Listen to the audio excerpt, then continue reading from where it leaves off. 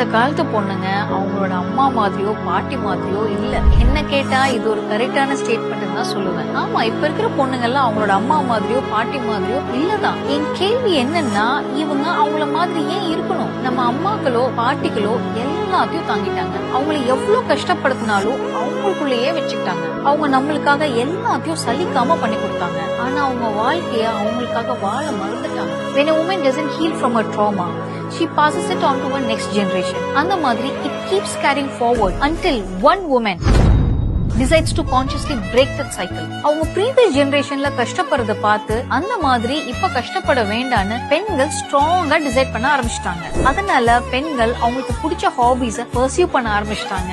சின்ன வயசுல கத்துக்க விடாத பல விஷயங்கள் இப்ப கத்துக்கிட்டு இருக்காங்க. பிடிக்காத விஷயங்கள் இருந்தும் வாக் அவுட் பண்றதுக்கு தயக்கம் இல்லாம இருக்காங்க. சோ இப்ப சொல்லுங்க, இந்த காலத்து பொண்ணுங்க அவங்க அம்மா மாதிரியோ பாட்டி மாதிரியோ இல்லாம இருக்கிறது நல்லது தானே?